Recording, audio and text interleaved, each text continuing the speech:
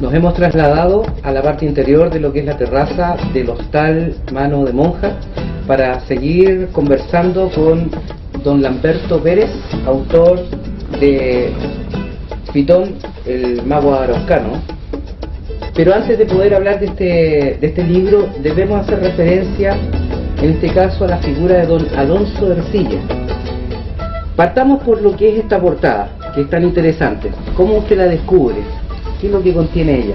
Este libro lo escribe Pablo Buneus, no hace un par de años atrás. Y es una muy buena versión de la araucana, porque está basada en el primer libro de la araucana, de 1569. Y este es una pintura del Greco que se encuentra en el Museo del Hermitage en Rusia. En Rusia. En Rusia, no está en España. Y de aquí lo interesante es destacar la corona de laureles que nos lleva a hablar del dios Apolo, que lo veremos en un rato más, que tiene relación con el mago Fitón. Entonces, el Greco, cuando pinta a Ercilla con este laurel, en el fondo está diciéndonos, conozco el origen de usted. Y eso es muy interesante. Ahora, Ercilla llegó a Chile un muchacho de 23, 24 años. En esos años él empezó a escribir la araucana, que es un buen ejemplo y modelo para nuestra juventud. Que podríamos decir, nada es imposible. Y la araucana se convirtió en el bestseller del siglo XVI en España, pensando que España era el imperio más grande del mundo. Entonces no era, es un bestseller de primer orden. Y si en el siglo XVI Ercilla y la araucana fue lo más importante en materia de letra poética española, en el siglo siguiente lo más importante fue el Quijote, que también están relacionados la verdad ambos libros. Ahora, Fitón es un mago producto de Alonso de Ercilla, y mi rol en toda esta historia es solamente rescatar lo que era Fitón y por supuesto estudiar un poco más profundamente y buscar las relaciones que hay entre Ercilla, Cervantes en este orden de cosas. Ercilla era un muchacho cuyos padres murieron cuando él era muy niño. De hecho no alcanzó a conocer a su padre. El padre de su padre era abogado, ya era de mucho prestigio. Y él se convirtió en paje de Felipe II, que era hijo de Carlos V, el gran emperador. Y como paje, él recorrió y vivió la vida de príncipe, hijo del emperador en el fondo, porque estos pajes eran contratados o designados para que jugaran con los niños, se educaran con el príncipe, y esa fue la vida tan bonita de Ercilla en esa época. Y en uno de esos viajes que tenía que acompañar, porque tenía que andar con el príncipe se casó con una reina de Inglaterra, y Ercilla fue a ese matrimonio, obviamente, y ahí conoció a Jerónimo de Alderete. Jerónimo de Alderete había sido enviado por Pedro de Valdivia a la corte para pedir más refuerzos y pedir muchas cosas para poder desarrollar bien la conquista de Chile. Y allá supieron que se había muerto Pedro de Valdivia. Y el rey nombró entonces a Jerónimo de Alderete como gobernador reemplazante.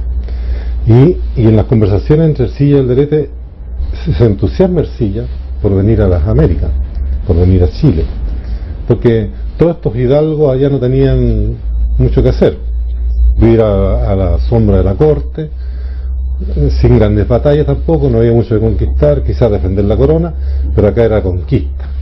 ¿Ya? Entonces el espíritu de un muchacho de 23 años lo que lo marca, y decide y le pide a Alderete que lo traiga. Por eso que llega a América. Pero Alderete muere en Panamá, no alcanza a asumir la gobernación. Y el virrey del Perú, que era el marqués de Cañete, nombra a su hijo García Hurtado de Mendoza como gobernador en reemplazo de Valdivia. Y ahí él entonces se viene con García Hurtado de Mendoza a Chile. Y llegan a La Serena y después pasan de largo hacia la isla Quiriquina, ahí se instalan. Y así empieza la historia de Ercilla. Pero Ercilla está solamente 2 años en Chile. ¿Ya? Participa en 7 u 8 batallas importantes y es el primero en llegar a la isla de Chiloé. Pero después termina siendo condenado a la horca por García Hurtado Mendoza. Ya. Ahora, García Hurtado Mendoza era un muchacho de 21 años, ¿no? Entonces estamos hablando de puros lolos. Estos son los que estaban dirigiendo la conquista. Lo condenan y una mapuche lo salva. Ahora, tal como dice aquí Pablo Buneos, será Tegualda. Ercilla conoció a Tegualda en el fuerte de Penco, cuando él dirigió la construcción del fuerte de Penco, que es la antigua Concepción. Y en la noche, los mapuches atacaban y morían en los fosos y ahí quedaban. Y una noche escucha unos llantos ahí en el foso y ve y encuentra a Tegualda, una muchacha, la esposa de uno de los que había fallecido. Y él la acompaña, la ingresa al fuerte y después van a dejar el cuerpo de su esposo a las tierras mapuches. Lo acompaña. Pero pareciera que esa Tegualda Ercilla lo dejó muy impactado y no sabemos nada más, pero es muy posible que quizás Tegualda lo siguió y lo salvó, y fue una de las dos protagonistas que lo salvaron de la horca, ¿ya? Porque así era García Hurtado Mendoza, y después fue deportado, ¿ya? Después fue deportado de Chile. Terminó mal nuestro amigo Ercilla. Pero ¿qué pasa? Que durante la guerra y durante las batallas, en los ratos de descanso o de guardia, qué sé yo, él fue escribiendo la Araucana en papeles, en cuero, en corteza. Siempre fue escribiendo sus versos y los fue guardando. De tal manera que cuando regresó a España compone el primer libro de la Araucana y lo publica en 1569, la primera parte. Después, en 1578, publica la segunda parte.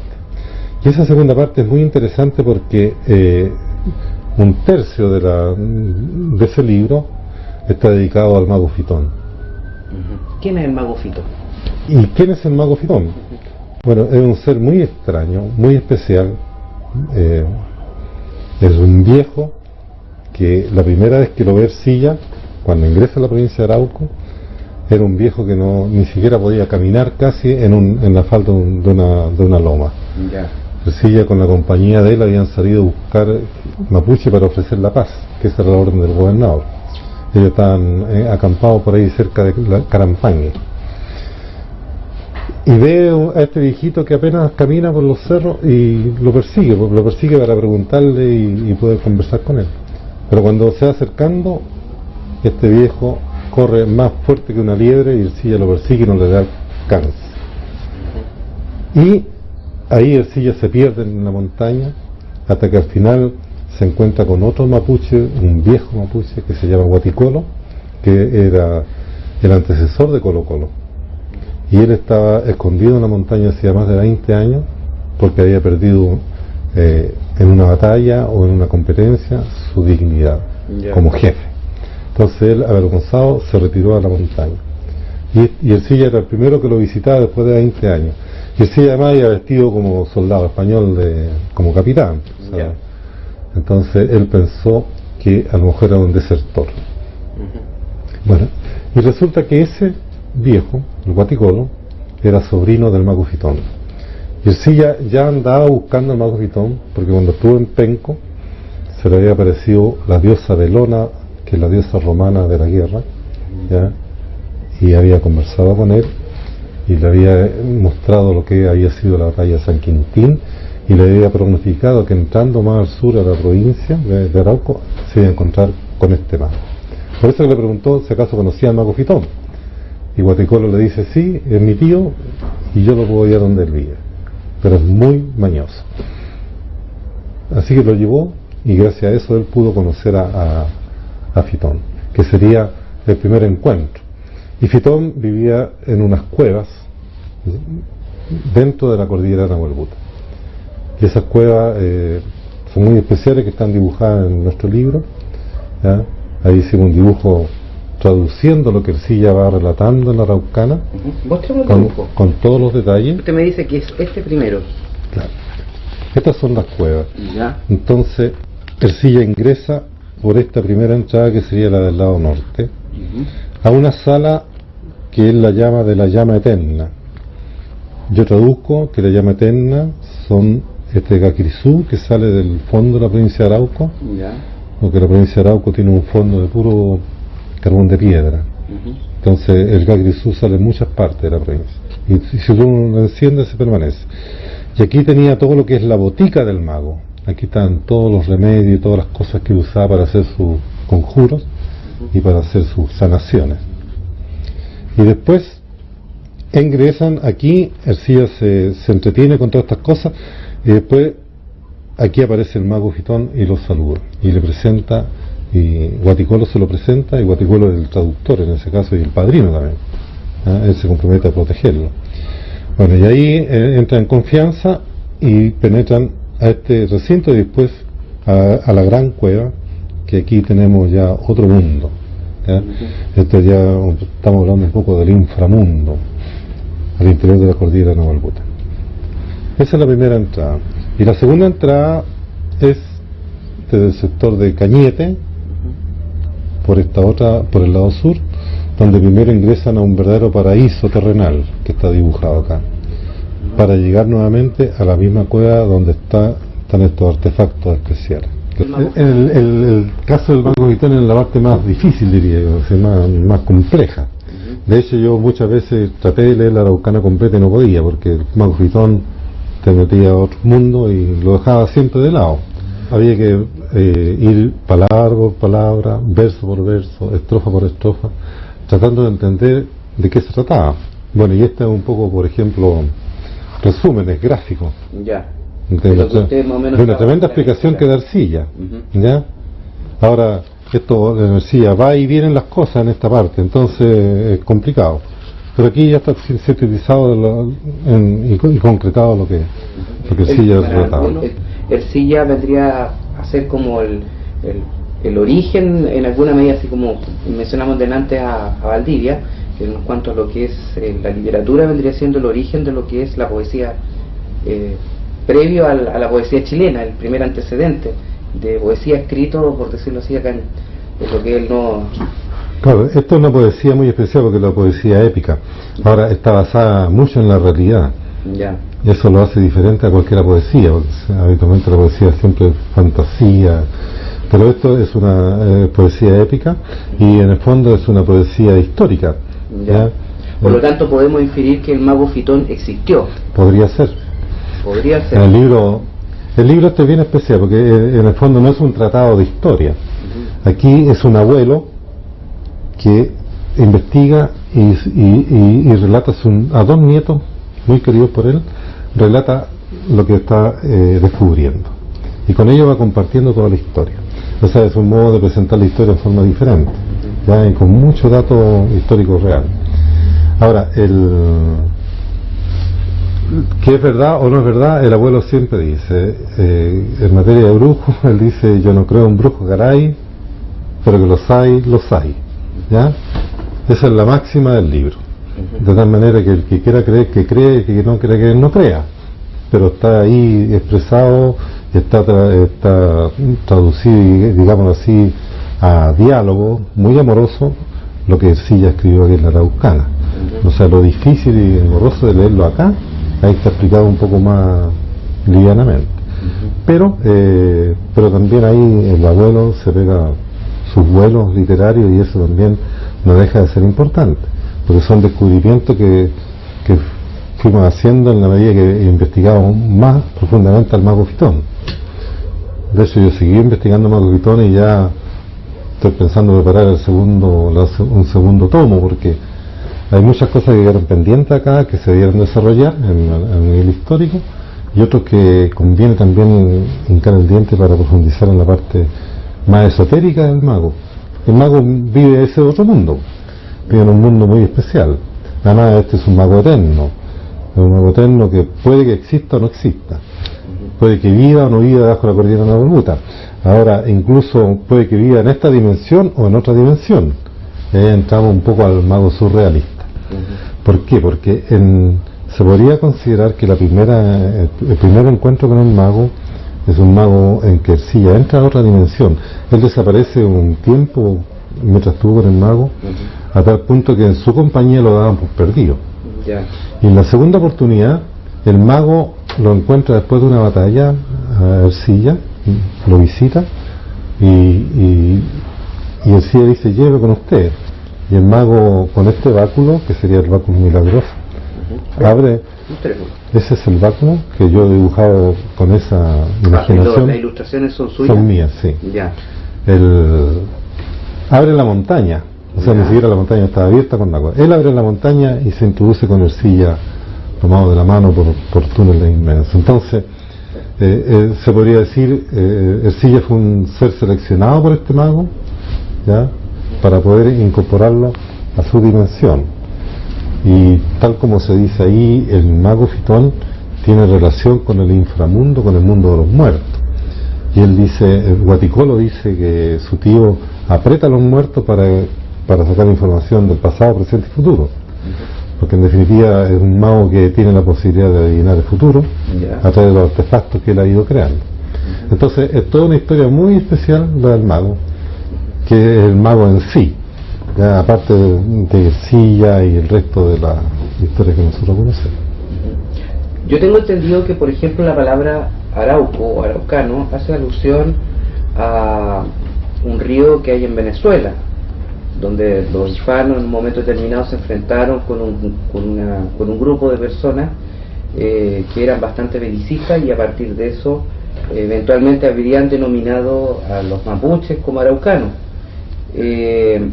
¿Por qué el mago Fitón sale con la denominación araucano? Bueno, en primer lugar, por respeto al mundo mapuche. Tengo varios amigos mapuches que no les gusta que se les llame araucano. De hecho, al araucano no les gusta. Hay otros que sí les gusta. Claro. Los que les gusta la araucana es porque dicen, bueno, por lo menos alguien mostró al mundo que nosotros existíamos. Si la araucana no existiera, los mapuches serían parte de la otra historia, de la historia esa al pasar, donde quizás los primeros personajes habrían sido los españoles. Pero la araucana es el gran mérito que tiene, que ensalza la figura araucana, los pone en su verdadera dimensión. Ahora, si a ti te nombran en un libro de historia hace 400 años, tú hoy día existes. Claro. Esa es la idea. Entonces, gracias a la araucana existen muchos líderes mapuches que, de no estar incorporados aquí, no existirían, con sus respectivas cualidades guerreras o cualidades humanas. Y lo mismo que las mujeres, ¿ya? Las mujeres no aparecen en la historia formal de los cronistas, aparecen en la araucana. Tegualda, Guacolda, Fresia, aquí están. Y existen gracias a Ercilla. Y Ercilla le puso la araucana en homenaje, yo diría, a esa araucana que le salvó la vida. Ahora, él no la llamaba mapuche, la llamaba araucana. ¿Por qué? Porque eran de Arauco. Y ahí hacemos de nuevo la misma diferencia al comienzo. Arauco es un país aparte, es una isla continental que está al margen de Chile, separada por la cordillera de Nuevo Albuta. Y por lo tanto, todo lo que está al interior de la provincia de Arauco ayer y hoy es araucano. ¿Pero ellos se conocían o se autodenominaban araucanos? No. No. Es gracias, digamos, a esta alusión. Gracias a los españoles. Ahora, el mismo libro yo señalo ahí como teoría del abuelo, porque Ercilla, cuando se pierde la primera vez, se pierde porque, y se ubica un poco en la geografía, porque corre un río correntoso que se llama Rauco. Rauco. Entonces, hay algunos especialistas que dicen que la palabra Arauco viene de la palabra Rauco. Pero identifican como tal Rauco al de Curicó, ¿ya? Al pueblito Rauco de Curicó, el río Rauco. Pero no es así. Rauco sería un poco como el río Carampangue de la provincia de Arauco, que está en esa zona al comienzo de la expedición de Ercilla. Y el nombre por primera vez es Rauco. Y de ahí sería el nombre Arauco, más que lo de Venezuela y lo de Colombia. Entonces, el que exista la palabra Arauco nos permite deducir que el origen de la palabra Arauco está en la primera provincia de Arauco. Y de hecho después el mismo Cervantes lo señala, habla de Arauco y de Rauco. Cervantes en la Galatea. En la Galatea hace... Cuando se refiere a Ercilla. ¿Sí? A Ercilla. Sí, es muy interesante lo de esa conexión que hay entre los dos. Entonces, por eso, y araucano sería porque proviene de la provincia de Arauco, no necesariamente mapuche, porque ¿quiénes son los araucanos? Los que nacieron en Arauco, los que viven en Arauco, ¿ya? Los que viven en Arauco, esos son araucanos. Ese concepto no lo pueden tener, por ejemplo, los de Concepción. Ellos son penquistas. Los de Angol son angolinos. Los de Mayeco, los de Cautín, ellos nunca van a ser araucanos desde tu punto de vista, sino que solamente es un nombre reservado a la provincia de Arauco. Y de ahí viene un poco, digo yo, la potenciación de lo que es el turismo histórico en la provincia de Arauco para los araucanos. O sea, tienen un concepto único en el mundo respaldado por este tremendo libro. Y por lo tanto, el mago araucano tiene ese origen. Y de hecho, la cara del mago araucano no es una cara mapuche. ¿Ya? Entonces, ¿por qué? Porque este mago Fitón está enlazado también con la mitología griega. ¿Sale descrito, digamos, ahí en el relato de Ercilla las características del rostro del... No, en absoluto. No, Ercilla dice que es mapuche, Huarcolo, es hermano, hijo de Huarcolo, ¿ya? Que es otro cacique que es de la zona de Penco, ¿ya?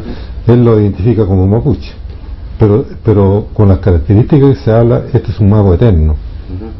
Entonces sale de la muerte y la vida humana a ser mago eterno, según señala Guaticol.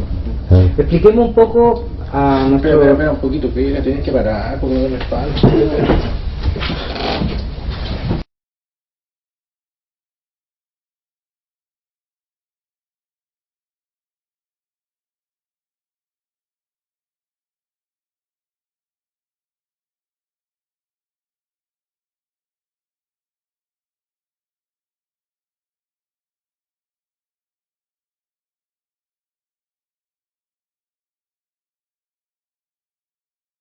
Ya, dale. Seguimos conversando con el señor Lamberto Pérez respecto a su libro Fitón, el mago araucano. Usted me dice que los dibujos que están aquí presentes, ya hemos visto uno respecto a lo que es las cuevas que estaban en Nahuelbuta, del relato, digamos, de el texto de Alonso de Ercilla, y me llama la atención lo que es en la portada, que usted la realizó, una serie de elementos que están relacionados con la iconografía mapuche.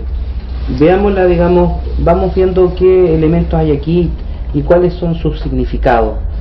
Bueno, esta manta antigua de lana, ciertamente esta guarda es una de las primeras que se conoce de la fotografía mapuche, de 1855.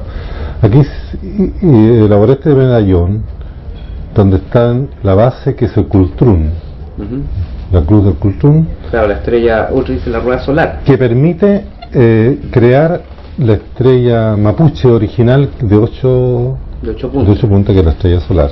Y que estuvo presente en la bandera nacional en un principio. Al comienzo, y que nosotros hemos adoptado como editorial. ¿Ya? Ese es el medallón del mago. Este es el báculo del mago Fitón, que le puse como término la cabeza de un dragón o de una serpiente. A propósito, lo que vamos a conversar después. Y tenemos este adorno de plumas, que era lo que se usaba. Ahora le puse la pluma azul, blanco y rojo, porque es el origen de nuestra bandera nacional. Claro, tengo entendido que por algunos relatos heráldicos, supuestamente el Toki Lautaro lo hubiera utilizado. Además de la clava, utilizaban 3 plumas de cóndor como símbolo de poder. Claro, y además los colores están relacionados con el ejército del cacique talcahuano. Cacique Caupolicán hizo una parada militar para saber cuál era su ejército. Y el cacique talcahuano desfila en esa parada militar con banda, todos los soldados con una banda tricolor, que son los 3 colores de la bandera chilena. Y esos 3 colores, de ahí toma Bernardo Higgins, ¿no es cierto?, la base de nuestro emblema nacional.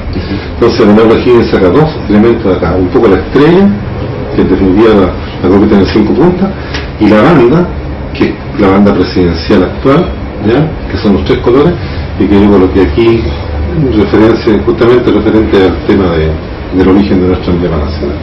Y aquí tenemos la cordillera de Nahuelbuta con las araucarias. Así que ese es el tema de fondo. que también las araucarias también son, algunos dicen que hace alusión también a la punta de lo que vendría siendo la cruz. Bueno, las historias del Mago Fitón comienzan en un bosque que tenemos nosotros en las cabañas, un bosque nativo chico, donde hicimos un cultrún en el piso. Y en el centro yo planteé una araucaria, porque las puntas de la araucaria esa, mirándola desde arriba, es el mismo dibujo que tiene el cultrún. Y la araucaria ciertamente es milenaria, más que milenaria. Los fósiles de araucarias se han encontrado en el desierto de Atacama, y las araucarias son contemporáneas de los dinosaurios. Cortemos un momento.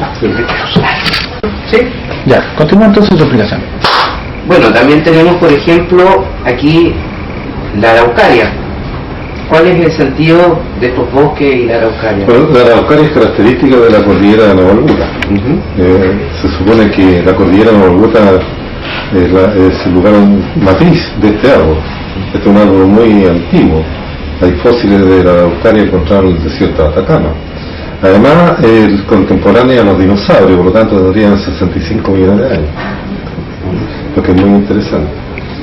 Y en el parque Nova Albuta, que es de la cordillera de Nova Albuta, está lleno de araucaria. Es una cosa muy linda como para ir a conocer toda esta especie. Usted me dice también que la araucaria vista desde arriba, en una vista aérea, por decirlo así, es muy semejante también a lo que es la simbología, que hace referencia a lo que es la rueda solar o la cruz del cultrún. Bueno, encontré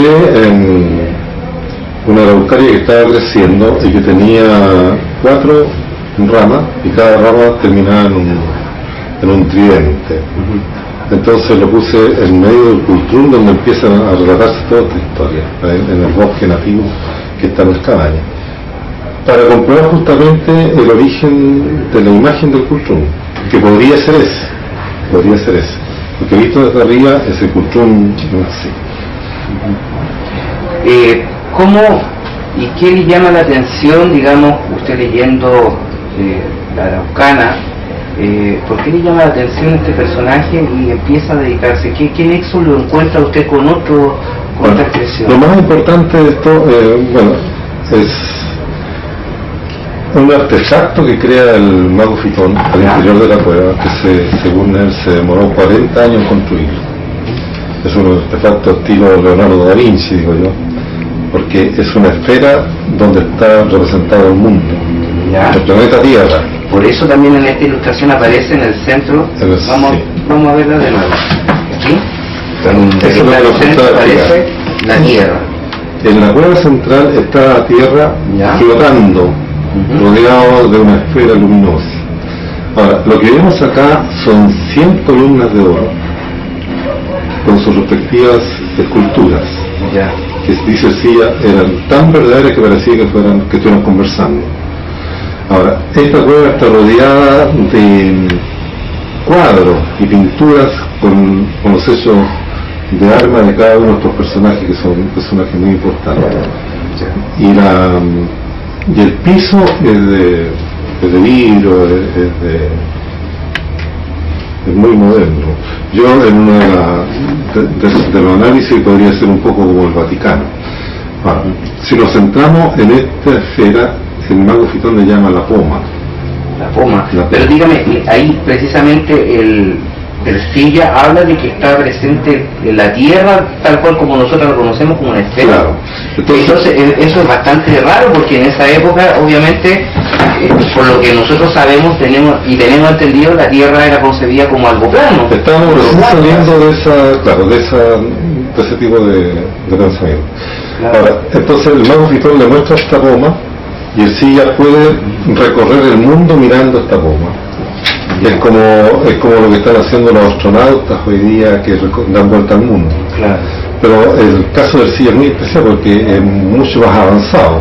Sí. Porque él ve, por ejemplo, las ciudades tal cual son en ese momento, cómo la gente se mueve dentro de la ciudad, habla del tráfago, del tráfico de la ciudad, que eso es algo demasiado moderno, e incluso puede ir hasta las alimañas, a la sabandija.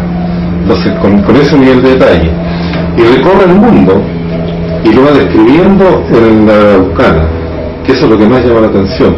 Por ejemplo, recorre Chile desde el norte, del desierto norte hasta el sur, hasta el Estrecho Magallanes, y va describiendo los distintos lugares. Recorre un poco Argentina.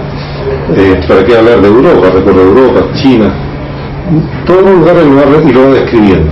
Esa es la gracia que tiene esta parte de la Araucana, de que silla mirando desde el cielo o volando sobre la tierra, va describiendo lo que va a encontrar. Entonces, la pluma es un artefacto inventado por el mago Fitón, creado por el mago Fitón, según él, durante 40 años, que tiene una maquinaria interna. Entonces, ¿cómo se explica de que esté suspendida en el aire? La explicación que el abuelo le da a los nietos es que esta maquinaria interna le permite generar un nuevo sistema de atracción que le permite desligarse de la atracción terrestre. Por lo tanto, se mantiene flotando. Yo sí ya esta bomba la ve 2 veces. Y en una de esas oportunidades él puede ver el futuro, porque esa es la gracia del mago Fitón, que apretando a los muertos él puede demostrar que es el futuro. Y él describe lo que es la batalla de Lepanto, con todo tipo de detalles en la Araucana. Bueno, eso está consignado en el libro, si no son inventos míos. Entonces, esas son una de las cosas que más llaman la atención. Y al hablar de la batalla de Lepanto, uno se conecta con Miguel de Cervantes y Saavedra, claro, que es el marco de Lepanto. Bueno, y eso yo creo que nos permite entrar a la otra fase del Fitón del mago araucano.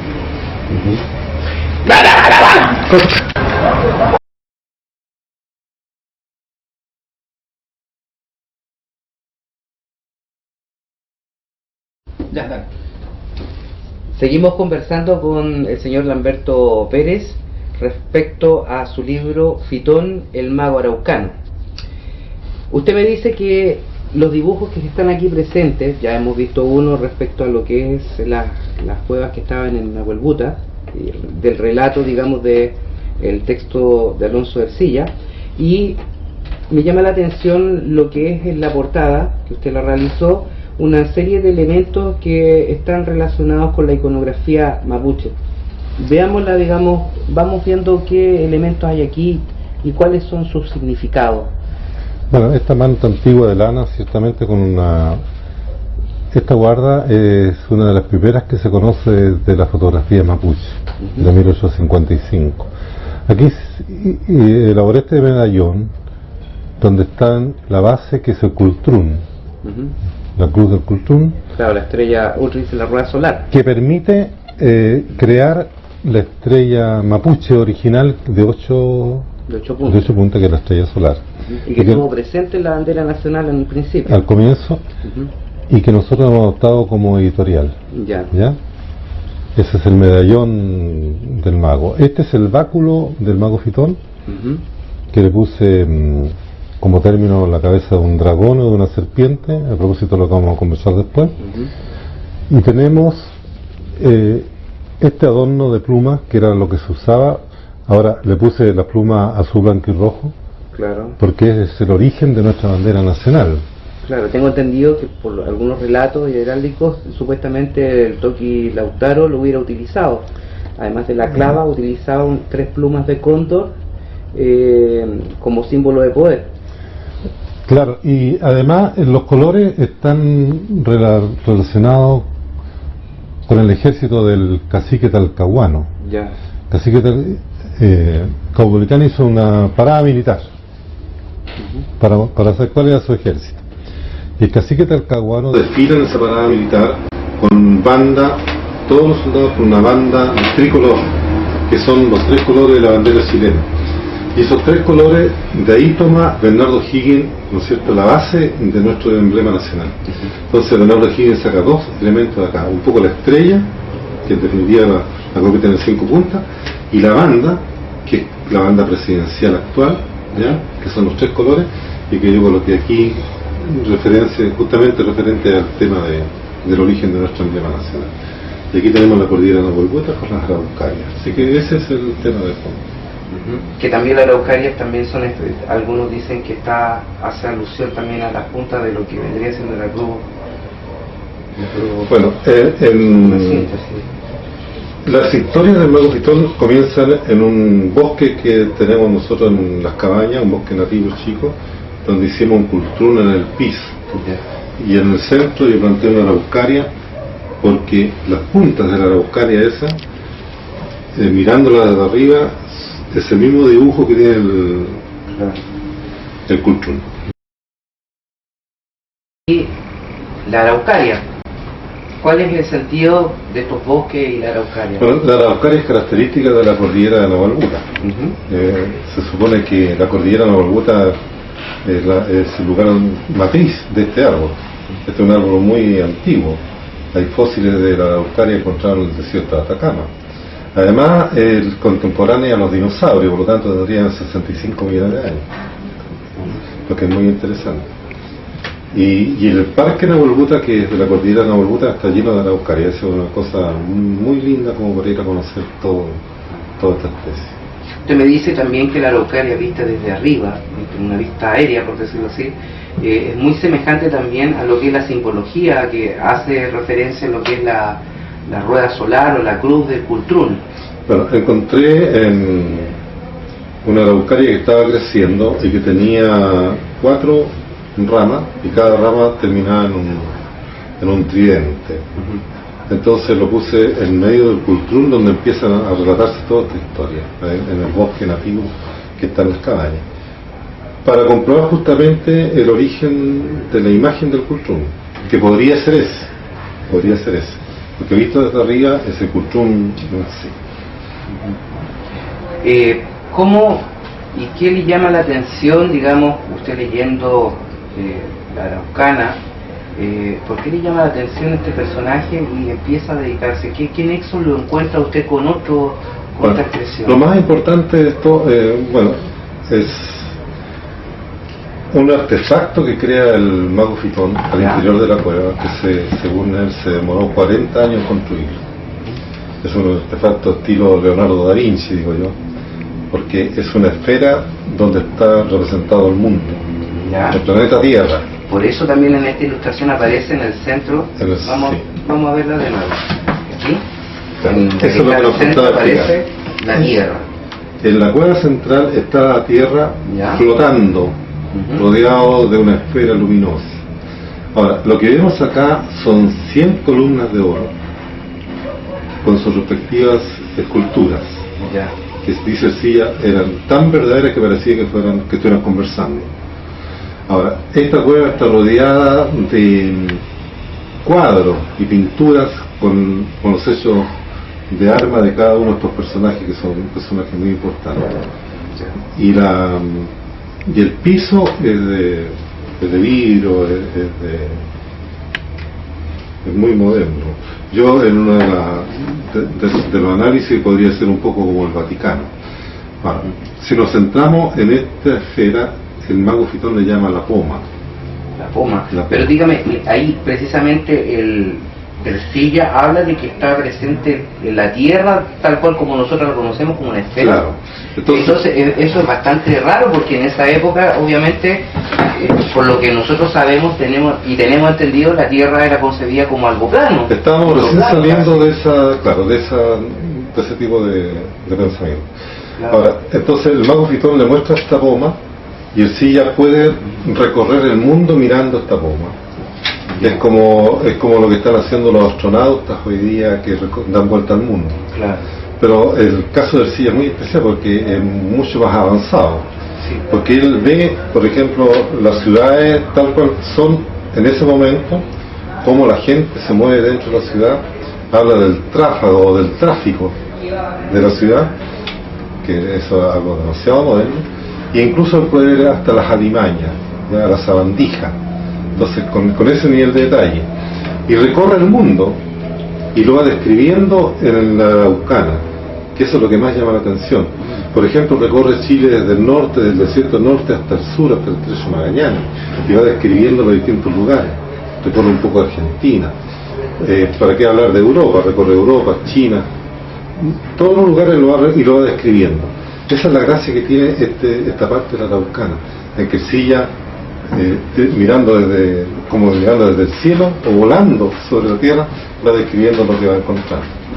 Entonces, la poma es un artefacto inventado por el mago Fitón, creado por el mago Fitón, según él durante 40 años, que tiene una maquinaria interna.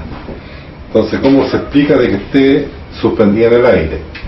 La explicación que el abuelo le da a los nietos es que esta maquinaria interna le permite generar un nuevo sistema de atracción que le permite desligarse de la fricción terrestre. Por lo tanto, se mantiene flotando. Y decía, esta bomba la ve 2 veces. Y en una de esas oportunidades él puede ver el futuro, porque esa es la gracia del mago Pitón, que apretando a los muertos él puede demostrar que es el futuro. Y él describe lo que es la batalla de Lepanto, con todo tipo de detalles en la Araucana. Ahora, eso está consignado en el libro, si no son inventos míos. Entonces, esas son una de las cosas que más llaman la atención. Y al hablar de la batalla de Lepanto, uno se conecta con Miguel de Cervantes y Saavedra, claro, que es el manco de Lepanto. Bueno, y eso yo creo que nos permite entrar a la otra fase del Fitón del mago araucano.